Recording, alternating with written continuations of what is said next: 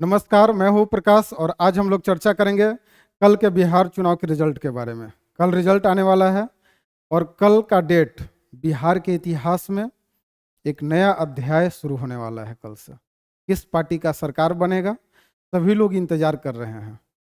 आज हम लोग इसी विषय पे बात करने वाले हैं कि किस पार्टी की सरकार बनेगी बिहार में। कोई भी पार्टी की सरकार बने, बिहार क्या सुधरने वाला है या नहीं सुधरने वाला है, बिहार का आगे क्या होगा। आज इन सारी चीज़ों के बारे में हम लोग चर्चा करेंगे। देखिए, सबसे पहले हम लोग बात करेंगे कि अगर किसी भी पार्टी का अगर सरकार है, चाहे वो एनडीए का सरकार है या जो भी इंडिया जो महागठबंधन का सरकार है, किसी भी पार्टी का सरकार है, ये तो फैसला हो चुका है ऑलरेडी। कल रिजल्ट आने वाला है, ईवीएम मशीन में सारा चीज़ पैक है। हालांकि चर्चा सभी लोग कर रहे हैं, सभी लोगों के अंदर कॉन्फिडेंस है, जो भी जिस पार्टी को सपोर्ट कर रहे हैं उन्हें लग रहा है कि नहीं भाई, सरकार तो हमारी पार्टी का ही बनेगा जिसको हम सपोर्ट कर रहे हैं। खैर, ये अलग चीज़ है। जिस भी पार्टी का सरकार है, जब तक हम लोग अपने आप को नहीं बदलेंगे, बिहार नहीं बदलने वाला है। अब आप बोलेंगे कैसे? हम लोग अभी तो चर्चा केवल कर रहे हैं इन व्यक्तियों के बारे में कि प्रशांत किशोर का क्या होगा, खेसारी लाल यादव का क्या होगा, नीतीश कुमार का क्या होगा, मैथिली ठाकुर का क्या होगा, तेजस्वी यादव का क्या होगा। एक बात साफ साफ हम बता देते हैं, इनमें से किसी का भी ये सरकार में आए, ये जीते या हारे, इनके जीवन में कोई फर्क नहीं पड़ने वाला है। ये जहाँ पे हैं, जिस बेहतर कंडीशन में है, उसी उससे और बेहतर कंडीशन में ही कल के बाद भी होंगे। लेकिन क्या बिहार का जो जनता है, हम और आप जिस स्थिति में हैं, क्या कल उस स्थिति में रहेंगे या नहीं रहेंगे, ये जब तक हम लोग जागरूक नहीं होंगे, ये हमारे ऊपर डिपेंड करता है। बहुत सारे लोग बोल रहे हैं प्रशांत किशोर के बारे में, क्योंकि एग्जिट पोल आ चुका है, इन्हें बहुत सारा एग्जिट पोल में 0 सीट भी दिखाया जा रहा है। बहुत लोग बोल रहे हैं कि इनका कुछ होने वाला नहीं है। एक बात आप समझ लीजिए, प्रशांत किशोर का जो एक कंपनी है जो पॉलिटिकल एनालिस्ट का काम करते हैं, इनका व्यापार अगर ये चुनाव हार भी जाएंगे तो 100-200 करोड़ और बढ़ जाएगा। इनका जो एक्सपीरियंस है, जो इनके पास अब डाटा कलेक्शन हो चुका है, अब इनका जो व्यापार है और काफ़ी ज़्यादा बढ़ने वाला है। इनका जो परिवार है, इनका जो बच्चा है, भारत के सबसे अच्छे स्कूल में पढ़ाई कर रहा है। लेकिन हमारे और आपके जो समाज के जो बच्चे हैं, वो कहाँ पढ़ाई कर रहे हैं, और वो आने वाले समय में उनका जो सरकारी स्कूल का व्यवस्था कैसा होगा, ये हमें और आपको सोचना पड़ेगा। किसी भी पार्टी का सरकार आएगा, हम लोग किसी एक पार्टी को सपोर्ट नहीं कर रहे हैं, ना किसी पार्टी के विरोध में है। किसी भी पार्टी का अगर सरकार आएगा, जितने भी ये जो चेहरे आप जो देख रहे हैं या और भी जो पार्टी के जो लीडर्स हैं, सब लोग एक दूसरे से अच्छे से ही बात करेंगे। लेकिन इनके चक्कर में समाज में दो गुट में लोग बट कर और आपस में लड़ाई झगड़ा कर रहे हैं। अभी एक वीडियो हम देखे थे खेसारी लाल यादव का और मनोज तिवारी जी का। ये दोनों लोग कहीं एयरपोर्ट पे मिले थे, तो खेसारी लाल यादव जी उन्हें प्रणाम कर रहे हैं, पैर छू के वो गले लगा रहे हैं। जबकि मंच पे आप देखेंगे जनता के सामने एक दूसरे को लोग गाली देते रहते हैं। तो इनके चक्कर में समाज में जो शांति बना हुआ है, तो ये किसे सोचना है? हम लोगों को सोचना है कि हम लोग इनके चक्कर में आपस में लड़ने लगते हैं। ये लोग तो वोट के कारण चाहते हैं कि जाति को लेकर अपने अपने जाति के समाज के लोगों को एकजुट करें, और उसके कारण समाज में जो शांति बना हुआ है, धर्म के नाम पे लोग चाहते हैं कि लड़ाई झगड़ा हो। तो समाज में हमें और आपको एक साथ रहना है। ये हमें और आपको सोचना पड़ेगा कि हम और आप कैसे रहें साथ में। कभी भी अगर किसी का भी, ये दोनों में किसी का अगर कोई कल के डेट में अगर मुख्यमंत्री कुछ बनते हैं, तो इनको अगर काम होगा तो ये भी हमेशा साथ रहेंगे, और इनको अगर काम होगा और ये अगर मुख्यमंत्री बनते हैं तो ये हमेशा इनके साथ में रहेंगे। सभी लोग एक दूसरे के सुख दुख में साथ रहेंगे। कभी भी जब ये मंच पे मिलेंगे या कहीं पार्टी फंक्शन में मिलेंगे, सब लोग एक दूसरे का जैसे पहले सम्मान करते आए हैं, वैसे भी आगे भी सम्मान करते आएंगे। लेकिन इनके चक्कर में जो इनके पार्टी के जो फॉलोअर्स हैं, जो जनता है, जो दोनों को सपोर्ट कर रही है, वो लोग आपस में भिड़ गए हैं। एक दूसरे को हत्या करने पे लोग मतलब उतर जाते हैं। इस तरह का समाज में शांति का माहौल बना हुआ है। ये वीडियो बनाने का एक ही मकसद है कि किसी भी पार्टी का सरकार है, आप उसका समर्थन कीजिए, और आपके अगर आप जिस पार्टी को चाहते हैं अगर वो सरकार में न भी आ पाए, ठीक है, अगर वो चुनाव हारती है या जीतती है, इससे आपके जीवन में कोई प्रभाव नहीं पड़ने वाला है। किसी का भी सरकार आ जाए, आपके विरोध, आप जिसका विरोध कर रहे हैं अगर उसका भी सरकार आ जाए, तो आपका जीवन अगर अच्छा होना होगा तो अच्छा होगा, और अगर आप चाहते हैं कि इस पार्टी का सरकार आ जाए, उसके बाद भी आपका जीवन कुछ बहुत सुधरने वाला नहीं है। आप बोलेंगे कि आखिर सुधरेगा कैसे? हमारा और आपका जीवन तभी सुधरेगा जब हम और आप जागरूक बनेंगे, जब हम और आपके अंदर ये समझदारी आएगी कि हमें क्या करना है। अब छोटा सा एग्जाम्पल लीजिए, हम लोग भ्रष्टाचार को लेके कंप्लेन करते हैं कि भ्रष्टाचार काफी बढ़ रहा है। आप ड्राइविंग लाइसेंस बनाने जाते हैं, वहां पे आपसे पैसा लिया जाता है। आप ब्लॉक लेवल पे छोटे मोटे काम करवाने जाते हैं, जन्म प्रमाण पत्र बनाने जाते हैं, जाति प्रमाण पत्र बनाने जाते हैं, तो वहां पे आपसे पैसा लिया जाता है। जो किसान भाई लोग हैं, जो जमीन का जो रसीद बनता है, रसीद कटाने के लिए आप जाते हैं, वहां पे पैसा लिया जाता है। तो ये कैसे सुधरेगा? ऐसा तो नहीं है कि आप जिसको सपोर्ट कर रहे हैं वो अगर सरकार में आ जाए तो कोई गारंटी नहीं है कि भ्रष्टाचार खत्म हो जाएगा। आप डीएल बनवाने जाएंगे तो जो 6500 रुपया जो लगता है, 8000 रुपया लगता है, वो नहीं लगेगा। या ब्लॉक में जो 100 रुपया लगता है वो नहीं लगेगा, वो लगेगा ही लगेगा। तो कैसे इस चीज को सही करना है? अब कल रिजल्ट आ जाएगा, सरकार बन जाएगा, तो हम लोग यहाँ पे थोड़ा सा डिस्कस करते हैं कि आगे का रास्ता क्या है। अब कल रिजल्ट के बाद क्या? अभी तक हम लोग डिस्कस कर रहे थे चुनाव का सारा चीज कि किसे वोट देना है, कौन सी पार्टी अच्छी है, कौन सी पार्टी, मतलब किसी पार्टी में हम लोग अच्छाई देख रहे थे, किसी पार्टी में बुराई देख रहे थे, और इस तरह का चुनाव हम लोग अपने अपने मतदान भी हमने किया है। लेकिन अब चुनाव के बाद क्या करना है, तो चुनाव के बाद क्या करना है उसके ऊपर हम लोग चर्चा करते हैं, और बात करें कि जैसे भ्रष्टाचार कैसे खत्म होगा। भ्रष्टाचार किस तरह से खत्म होगा? कभी भी हम लोग अपने जो हमारे प्रतिनिधि हैं उनसे हम लोग अपने जो भी भ्रष्टाचार को लेकर, जैसे ब्लॉक में मान लीजिए अगर 100 रुपया लिया जाता है या 500 रुपया लिया जाता है किसी कागज को बनाने के लिए, क्या हम अपने प्रतिनिधि के पास जाते हैं? ये प्रश्न हम और आप ये सोच कर देखिए इसके ऊपर कि क्या हम अपने प्रतिनिधि, हमारे जो विधायक हैं, हम उनसे जाकर कहते हैं क्या कि ब्लॉक में गए थे 500 रुपया वहां पे हमसे ले रहा है? ऐसा नहीं होना चाहिए।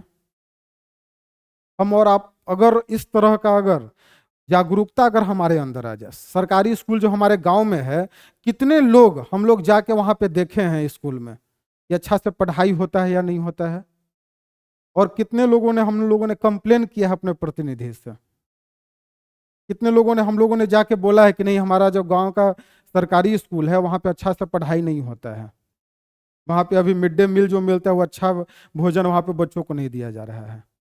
कभी हम नहीं जाते हैं। जब लालू प्रसाद जी जब मुख्यमंत्री थे, लालू यादव जी मुख्यमंत्री थे, उस समय जनता, उस समय जो पिछड़े समाज के लोग थे, उन्होंने अधिकार को लेकर उनसे डिमांड किया था।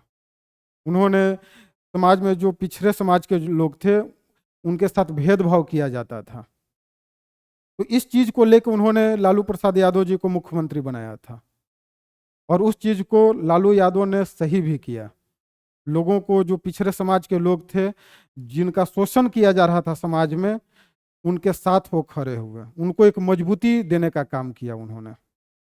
जब हमारे यहाँ रोड जब सही नहीं था, सड़क नहीं सही था, जब और भी जब स्कूल का जो बिल्डिंग सही नहीं था, इंफ्रास्ट्रक्चर नहीं सही था, जब सुरक्षा व्यवस्था अच्छा नहीं था, जब नीतीश कुमार जी मुख्यमंत्री बने तो लोगों का ये डिमांड था, तो उस डिमांड को लोगों ने पूरा किया, इन लोगों ने। उसी तरह से जब हमारा जो डिमांड है, जो समस्या है, अभी बेरोजगारी का इतना ज्यादा समस्या है, हम लोग कितने लोगों ने जाके अपने प्रतिनिधि से बेरोजगारी के बारे में कभी डिस्कस किए हो? कितने गांव में जो ग्राम सभा होता है वो प्रॉपर ढंग से होता है? कहीं पे नहीं होता है। तो ये जागरूकता है, जब लोग हम लोग जब तक जागरूक नहीं बनेंगे तब तक हमारा विकास कभी नहीं होने वाला है, कभी भी बिहार सुधरने वाला नहीं है। कोई भी यहाँ पे, मतलब वो प्रशांत किशोर जी भी क्यों ना आ जाए, जब तक यहाँ के लोग जब तक नहीं सुधरेंगे तब तक कुछ नहीं होने वाला है। अब करप्शन कैसे समाप्त होगा? आज टेक्नोलॉजी का समय है, हर गांव में इस तरह का अगर एक ग्रुप बना दिया जाए, आज व्हाट्सएप ग्रुप बनता है, इस तरह का ग्रुप बना दिया जाए और उसके 4-5 लोगों को एक हेड चुन लिया जाए, जो उसके 5 लोग कि भाई इस ग्रुप के गांव का जो एक ग्रुप है कि ब्लॉक में किसी को भी कुछ काम होगा तो इस ग्रुप में लोग डालेंगे और वहां पे जाएंगे और जो भी 5 लोग हैं वो लोग जाके ब्लॉक में काम करवाएंगे। अगर उनसे पैसा लिया जाएगा तो आपके पास टेक्नोलॉजी, मोबाइल फोन से आप उसका रिकॉर्डिंग कीजिए किसी भी अधिकारी का, आप अपने प्रतिनिधि से बात कीजिए, प्रतिनिधि को बोलिए कि हाँ भाई हम इस ब्लॉक में जाते हैं, हमसे पैसा लिया जाता है। देखिए 10 दिन के अंदर इस तरह का जो भ्रष्टाचार जो हो रहा है कहीं पे, ये बिल्कुल समाप्त हो जाएगा। ये जब तक हम और आप नहीं चाहेंगे तब तक नहीं होगा। और संगठन में शक्ति है, अकेले कोई नहीं कर सकता है। अगर एक व्यक्ति जाएगा, अगर उससे 500 रुपया मांगता है अगर ब्लॉक में, और अगर वो व्यक्ति अगर विरोध करेगा तो कोई फायदा नहीं है, उसे और मारपीट के वहां से भगा दिया जाएगा। लेकिन अगर यही गांव के अगर 50 लोग अगर एक साथ जाएंगे और उस चीज का अगर विरोध करेंगे तो कल के डेट में वो अधिकारी भी डर जाएगा। ये 50 लोग आ रहे हैं, कल के हर गांव से 50-50 लोग जाएंगे, तो आप सोचिए। तो इस तरह का जागरूकता आना चाहिए। हम लोग ये नहीं कि बस अपने विधायक के पीछे पीछे घूमे झंडा उठाने के लिए, या 500 रुपये का पेट्रोल मिल गया गाड़ी में और बस जलेबी पूरी, नाश्ता, बुनिया पूरी खिला दिया गया और बाकी 4 साल अब आप अपना समझते रहिए, आपको क्या करना है। तो इस तरह का नहीं, ये जागरूकता होना चाहिए। जो पढ़े लिखे समाज में, आप यूरोपियन कंट्री में देखिए, जितना हमारे एक विधायक के पीछे जो लोग होते हैं, जिस तरह के लोग एक पागल बने हुए रहते हैं, भगवान उनको मान लेते हैं। भगवान नहीं, वो जनता के सेवक हैं। इस चीज को जब तक हम लोग नहीं समझेंगे तब तक नहीं होने। आप यूरोप में जाइएगा, कोई एमएलए या जो भी वहाँ का जो एमपी है उसके पीछे इतना भीड़ नहीं रहता है जितना भीड़ आज बिहार में आप एक मुखिया के पीछे आप देखेंगे, 100 लोग रहता है। किसी के यहाँ चला जाता है तो लगता है कि वो भगवान आ गया। हम किसी के खिलाफ नहीं बोल रहे हैं, वो जो भी जो हमारे जो प्रतिनिधि होते वो भी तो इसी समाज के हैं। तो इस चीज को हम लोग को समझना पड़ेगा, एक संगठित रूप में काम करके। और गांव में ऐसा नहीं कि जन्म प्रमाण पत्र या जो भी जाति आवासीय प्रमाण पत्र ये सब जो बनता है वो किसी एक व्यक्ति का, वो सबको काम आता है, सबको जरूरत होता है बनवाने का। तो इस तरह का हर ग्रुप एक बना दिया जाए हर गांव में कि भाई ब्लॉक में काम है या किसी को ड्राइविंग लाइसेंस बनवाना है तो ग्रुप के माध्यम से लोग जाएंगे और कोई भी इस तरह का समस्या होगा अपने प्रतिनिधि से कहिए, उस चीज को देखिए, वो चीज एकदम समाप्त होगा। ये सारी चीजों को हम लोग को समझना पड़ेगा। बाकी इसमें कोई भी हारे जीते कुछ नहीं होने वाला है। जैसे खेसारी लाल ये भी अगर हारते जीतते हैं, क्या इनके प्रोग्राम पे कोई प्रभाव पड़ेगा? ये 20 लाख लेते होंगे और अब 30 लाख इनका डिमांड हो जाएगा। समझ रहे हैं? मैथिली ठाकुर ये प्रोग्राम अब करते हैं, जितना फी लेते होंगे उससे ज्यादा ही अब फी लेंगे। हारेंगे जीतेंगे कोई प्रभाव नहीं पड़ेगा। या नीतीश कुमार ही अगर मुख्यमंत्री नहीं बनते हैं तो कुछ प्रभाव नहीं पड़ेगा। जो आदमी 4 बार 5 बार मुख्यमंत्री बन चुका है, अब जीवन में क्या ही चाहिए अब। या तेजस्वी यादव ही अगर हार जाते हैं तो क्या इनको क्या दिक्कत होगा? ऐसा तो नहीं है कि इनको इनके बच्चों को अच्छा शिक्षा नहीं मिलेगा या इनके परिवार को अच्छा स्वास्थ्य व्यवस्था नहीं मिलेगा। सोचना तो हम लोगों को है कि जब पीएमसीएच में जाएंगे, जब धक्का खाना होगा तो फिर कैसे काम होगा। वहां पे फिर हम किसी विधायक को कॉल करते हैं, पैरवी करवाते हैं। तो एक व्यक्ति का तो चलिए हो जाता है, या जो बड़े लोग हैं, पैसे वाले लोग हैं तो प्राइवेट हॉस्पिटल में जाते हैं। जो मास ऑफ द पीपल है उनके लिए क्या? आज आयुष्मान कार्ड ही मात्र बना हुआ है, तो ऐसा तो नहीं है कि जितने भी जो गरीब लोग हैं सबका मतलब जो स्वास्थ्य व्यवस्था अच्छा हो गया है, हॉस्पिटल का खर्च अब कम हो गया उनका। अभी भी आप जाइए बहुत सारे प्राइवेट हॉस्पिटल में, बहुत सारे गरीब परिवार के लोग भी वहाँ पे उनको पैसा देना पड़ता है। तो ये समझना पड़ेगा। आप सरकारी स्कूल में जाइए, जो शिक्षा व्यवस्था है ठीक है, इंफ्रास्ट्रक्चर अच्छा हुआ है, नो डाउट, बिल्डिंग सब अच्छा हो चुका है। पहले जो छप्पर था, बाउंड्री नहीं था, बाथरूम का व्यवस्था नहीं था, ये सब सारा चीज़ अब अच्छा हुआ है, इसमें नो डाउट। आप गांव के भी स्कूल में जाइए, बहुत अच्छा है। लेकिन अब कितना उसमें पढ़ाई कैसा हो रहा है, टीचर कितना उसमें जो शिक्षा व्यवस्था इतना कितना अच्छा है, अब उतना अच्छा तो नहीं है जितना हम लोगों ने उम्मीद किया था। अगर इतना ही अच्छा रहता तो प्राइवेट स्कूल क्यों चल रहे हैं, प्राइवेट कोचिंग सेंटर क्यों चल रहे हैं? बंद हो जाना चाहिए था। या इतना अच्छा प्राइवेट हॉस्पिटल क्यों चल रहे हैं? अगर गवर्नमेंट हॉस्पिटल में ही इतना अच्छा अगर व्यवस्था अगर होता तो सरकार क्यों नहीं दे रही है? तो ये सवाल हम लोग कभी नहीं पूछते हैं। रोजगार की हम बात करें, बड़े बड़े इंडस्ट्री लगाने के लिए लोग बोल रहे हैं कि इंडस्ट्री बनाया जाएगा, रोजगार लगेगा यहाँ पे। छोटा छोटा रोजगार, मान लीजिए ठीक है बिहार के पास उतना फंड नहीं है, पैसा नहीं है, अब छोटे छोटे रोजगार भी कितने लगवाए हैं। अभी खान सर का एक इंटरव्यू देख रहे थे, उसमें उन्होंने बताया कि जो प्रतिनिधि है आपका, वो एक अगरबत्ती का फैक्ट्री तो आपको लगा नहीं सका अभी तक, तो इतना बड़ा इंडस्ट्री कैसे लगाएगा। अब अगरबत्ती का फैक्ट्री लगाने में कितना लगता है, बहुत कम। तो इस तरह का जब तक छोटा छोटा रोजगार लोगों को नहीं मिलेगा, तो लोगों का मतलब कैसे रोजगार, अब सबको सरकारी नौकरी तो मिलने से रहा, ये भी पॉसिबल नहीं है। ये सारी चीज़ों को समझना पड़ेगा हम लोगों को, कि जब तक हम लोग अपने लेवल पे सुधार नहीं करेंगे, हम लोग अपने प्रतिनिधि से जो वाजिब, जैसे बेरोजगारी का समस्या है, अब सब लोग बोल रहे बेरोजगारी हटाएंगे हटाएंगे, अब बेरोजगारी ऐसे नहीं हटने वाला है। बेरोजगारी के लिए काम क्या करना होगा, किस तरह का उसमें क्या मॉडल है, ये किसी के पास नहीं है। अब सरकारी नौकरी देना ही मतलब एक व्यवस्था नहीं है कि सबको सरकारी नौकरी मिल जाएगा तो बेरोजगारी खत्म हो जाएगा। जो युवा का जो एनर्जी है, आज बिहार के पास जो युवा शक्ति काफ़ी ज़्यादा है, और इस युवा शक्ति का जो डायरेक्शन है वो सही डायरेक्शन में नहीं है। और आप विश्वास कीजिए, कोई भी लीडर, कोई भी पार्टी कभी नहीं चाहेगी कि यहाँ का युवा जो है एक सही रास्ते पे जाए, कभी नहीं चाहेगी। आप हरियाणा में देखिए, छोटा सा स्टेट है, वहाँ पे स्पोर्ट्स एनवायरनमेंट को कितना ज़्यादा, उस स्पोर्ट्स कल्चर को प्रमोट किया गया। तो आज देखिए बहुत सारे जो एथलीट हैं, बॉक्सर, जो वेट लिफ्टिंग में है, जो पहलवानी रेसलिंग के क्षेत्र में, सारे लोग, क्या बिहार में कमी है, बिहार में युवा के पास एनर्जी नहीं है। आप मणिपुर में देखिए, मैरी कॉम है कि नहीं, बहुत सारे बॉक्सर वहाँ से महिला बॉक्सर निकली है। तो बिहार में क्यों नहीं इस तरह का स्टेडियम बनाया जा सकता है, या इस तरह का स्पोर्ट कल्चर को बढ़ावा दिया जा सकता है। अगर इस तरह के स्पोर्ट्स कल्चर को अगर बढ़ावा दिया जाए, तो जो युवा शक्ति है, तो ऐसा नहीं कि पढ़ाई में ही केवल रोजगार मिले लोगों को, अगर स्पोर्ट्स में अगर मिले, स्पोर्ट्स के क्षेत्र में, आप सोचिए बहुत, मतलब अभी तो मतलब इतना ज़्यादा अपॉर्चुनिटी है कि हम आप सोच नहीं सकते हैं। आप चीन को देखिए, कितना गोल्ड मेडल ओलंपिक में जीतता है। हमारे भारत से एक दो अगर कोई गोल्ड में ओलंपिक में गोल्ड मेडल जीत जाता है, तो लगता है एकदम, मतलब क्या हो गया एकदम। और वही चाइना में देखिए तो 50-50 गोल्ड मेडल। बिहार का जनसंख्या इतना ज़्यादा है, तो इस एनर्जी को स्पोर्ट्स के क्षेत्र में भी तो मोड़ा जा सकता है। तो जो हमारे प्रतिनिधि हैं, वो कितने स्टेडियम यहाँ पे बने हैं, कौन से खेल को प्रमोट करने के लिए आपके और हमारे जो विधायक हैं क्षेत्र के, उन्होंने प्रयास किया है। कभी ये सवाल हमने अपने प्रतिनिधि से पूछा है?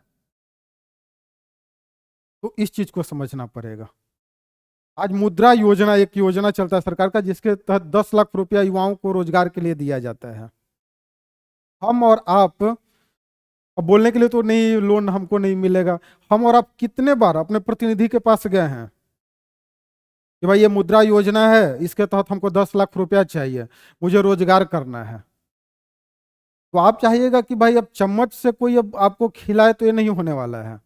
हमें और आपको, बिहार की जनता को, जब तक हम लोग अपने बारे में नहीं सोचेंगे, तब तक कोई भी सरकार बन जाए, आप लिख कर ले लीजिए, हमारा और आपका कुछ नहीं होने वाला है। तो सरकार बनने के बाद जो यहाँ के जो युवा लोग हैं, वो अपने प्रतिनिधि के पास जाइए कि हम भाई इस तरह का रोजगार करना चाहते हैं, मुद्रा योजना है, तो मान लीजिए उसके तहत 10 लाख रुपया मिलता है, तो वो 10 लाख रुपया दिलवाइए हमको। अगर इस तरह का हर एमएलए अपने अपने जो क्षेत्र हैं, विधानसभा क्षेत्र में, या जो मुखिया है आपके गांव का, इस तरह का लोग अगर प्रयास करने लगे कि हर गांव में 20 लोगों को इस तरह के मुद्रा योजना के तहत लोगों को लोन दिलवाए, और एक स्टार्टअप करवाए, जैसे तेल पेरने का ही मशीन हो गया, दाल बनाने का मशीन हो गया, आलू से चिप्स बनाने का मशीन हो गया, इस तरह का छोटा छोटा 10 लाख में तो आराम से लग जाएगा ये सब बिजनेस, माइक्रो जो स्केल पे सब इंडस्ट्रीज है। तो बैंक आपको पैसा नहीं देगा, तो बहाना है कि नहीं बैंक सब नहीं देता है किसी को। बैंक क्यों नहीं देता है? आप बैंक के पास जाइए, और जो संगठन की हम बात कर रहे हैं, कि जो 20 लोगों का संगठन जो ग्रुप में बनेगा, अब एक व्यक्ति जाएगा बैंक में, ठीक है वो मना कर देगा, नहीं देंगे, लेकिन 20 लोग जब संगठन जाएगा, तो क्यों मना कर सकता है? क्या कभी नहीं मना करेगा? मना करेगा तो हर लोग फेसबुक पे, यूट्यूब पे वीडियो बना के डालिए। जो भी सरकार बने, सरकार का इतना योजना रहता है, युवाओं के लिए योजना है, बिजनेस के लिए योजना है, जिसका लाभ लोगों को नहीं पहुंच पाता, योजना के बारे में पता ही नहीं है, किस तरह का भी योजना सरकार के द्वारा चलाया जाता है, तो हम लोग जागरूक ही नहीं है। तो जो हम बात कर रहे थे जागरूकता का, जब हम और आप जब तक जागरूक नहीं होंगे, सरकार किसी का भी बनेगा, कुछ फायदा नहीं होने वाला है। आई होप कल का रिजल्ट आएगा, समाज में शांति बनाए रखेंगे हम लोग, और जिस भी पार्टी का सरकार है आप उसका समर्थन कीजिए, और उसके बाद क्या करना है ये सोचना है। हर गांव के लोग जाके अपने स्कूल में देखें कि वहाँ पे पढ़ाई हो रहा है या नहीं हो रहा है। पढ़ाई नहीं हो रहा है तो उसके खिलाफ आवाज उठाइए, आप अपने प्रतिनिधि से कंप्लेन कीजिए। जो भी प्राथमिकी जो हॉस्पिटल जो है, प्राइमरी जो हेल्थ केयर सेंटर होता है, वहाँ पे क्या स्वास्थ्य व्यवस्था अच्छा है या नहीं है। अगर नहीं अच्छा, उसका वीडियो बनाइए, फेसबुक पे डालिए, आप अपने प्रतिनिधि को बोलिए कि वहाँ पे व्यवस्था अच्छा नहीं है। रोजगार के बारे में जाकर बताइए। और इस तरह का, जब बिहार में टूरिज्म को लेके कितना बड़ा आपका क्षेत्र है जो रोजगार क्रिएट कर सकता है। एक पढ़ाई ही नहीं है कि नौकरी ही, सरकारी नौकरी मिल जाए तो रोजगार मिलेगा सब लोगों को। टूरिज्म के क्षेत्र में बिहार में ऐसा ऐसा जगह है कि मतलब जिसको घूमने के लिए लोग बाहर जाते हैं। बहुत सारा, आप कैमूर की पहाड़ी के तरफ देखिए, इतना अच्छा झरना है, झील है वहाँ पे, पहाड़ी क्षेत्र है। तो बहुत, बिहार के हर क्षेत्र में अपने आप में एक टूरिस्ट प्लेस है, लेकिन यहाँ के लोग ही अपने क्षेत्र के बारे में नहीं जानते हैं। और यही चीज आप सोनपुर मेला का एक एग्जाम्पल लीजिए। हमारे यहाँ सोनपुर मेला जो हाजीपुर में लगता है, सोनपुर में दिन पर दिन अब उसका स्तर क्या होते जा रहा है, बस थिएटर के लिए जाना जाता है। थिएटर के लिए ही युवा लोग बस सोनपुर मेला में जाते हैं। जो सोनपुर मेला का इतिहास था, गज ग्राह का जो लड़ाई हुआ था, बाबा हरिहर नाथ का जो मंदिर है, ये सब लोग भूल चुका है। हम याद है बचपन में जब सोनपुर मेला में गए थे तो बहुत सारे विदेशी लोग वहाँ पे आते थे। हमारे पापा लोग अंग्रेजी बोलने के लिए उसको विदेशी से जानबूझकर वो भेजते थे कि जाओ बात करो इंग्लिश में, इस तरह का एक रहता है। तो बहुत सारे विदेशी लोग को देखते थे। और इधर हम गए थे पिछले साल, अभी तो लगने वाला है, फिर पिछले साल गए थे, वहाँ पे मतलब एक भी विदेशी हमको नहीं देखा, फॉरेनर एक भी टूरिस्ट नहीं दिखा वहाँ पे। और यही पुष्कर मेला देखिए राजस्थान में, आज वर्ल्ड वाइड आज उसका नाम है। तो इस चीज को हम लोग को समझना पड़ेगा। अब सोनपुर के जो लोग हैं वो अपने प्रतिनिधि से क्या इस चीज को डिमांड किए हैं कि जो हमारा जो सोनपुर मेला है इसका विस्तार होना चाहिए, इसका प्रमोशन होना चाहिए, ताकि ज्यादा से ज्यादा टूरिस्ट लोग, विदेशी लोग, अदर स्टेट के लोग वहां पे आए। ये तो नहीं हो रहा है। तो इस तरह का ये जागरूकता है, ये नहीं कि केवल बस विधायक के पीछे घूमना, ये जागरूकता नहीं है। जब तक हम और आप अपने जो हमारा अधिकार क्या है, इस अधिकार को समझेंगे नहीं और इस अधिकार के लिए आवाज नहीं उठाएंगे, तब तक कोई सरकार आपको अधिकार नहीं देने वाला है। आई होप कल का दिन हमारे लिए बेहतर हो, कल का जो भी सरकार बने और समाज में शांति स्थापित करें, और लीडर के चक्कर में, पार्टी के चक्कर में आप आपस में समाज का जो शांति है उसको बिगाड़े ना। समाज में जो एक सद्भावना है, जो भाईचारा है, ये समाज में हमेशा बना हुआ रहना चाहिए। जब ये लोग आपस में नहीं लड़ते हैं, आप कैंटीन में देखिएगा, पार्लियामेंट का कैंटीन का कभी कभी वीडियो फोटो जाता है, ये लोग एक साथ बैठ के अपना नाश्ता पानी करते रहते हैं। तो हम लोग मूर्ख हैं कि जो आपस में लड़ाई करने लगते हैं इनके चक्कर में। तो ये सारी चीज़ों को समझना पड़ेगा। और एक बार फिर हम बताते हैं, हमारा किसी भी पार्टी से कोई व्यक्तिगत संबंध नहीं है, और हम ऐसा नहीं है कि हम चाहते हैं कि किसी एक पार्टी का सरकार है। जनता का जो बहुमत है उसके आधार पर सरकार आना चाहिए। जनता का जो फैसला है वो तो हो चुका है, बस कल बॉक्स खुलने वाला है। आप सभी हम लोग इंतजार करें और एक बेहतर भविष्य की कामना करते हैं। बस यही कि जो बिहार का जो गौरव इतिहास रहा है, वो गौरव इतिहास बिहार का पुनः वापस है।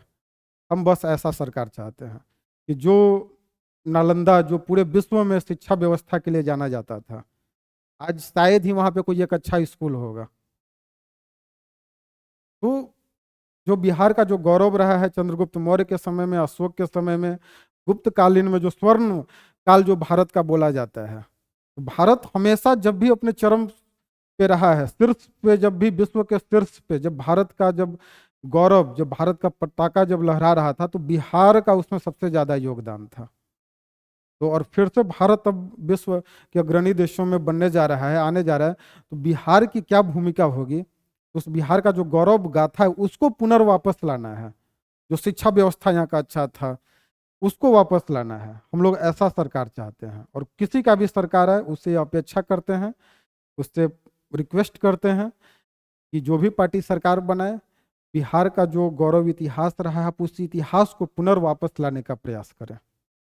आप सभी का बहुत बहुत धन्यवाद। अगर हमारी बातों को अगर आप अच्छा समझते हैं तो ज़रूर आप कमेंट बॉक्स में लिखिएगा, और अगर गलत भी लगे हमारी बातों को तो एक छोटे भाई समझ के इसे माफ़ कर दीजिएगा। बाकी हम बस बिहारी हैं और इस बिहारीपन पे हमें गर्व होना चाहिए। बाकी कोई धर्म, कोई जाति, इन सारी चीज़ों से ऊपर उठकर एक बिहारी होने का जो गर्व है उस गर्व को महसूस कीजिए, और कल के रिजल्ट का आप इंतज़ार कीजिए। बहुत बहुत धन्यवाद।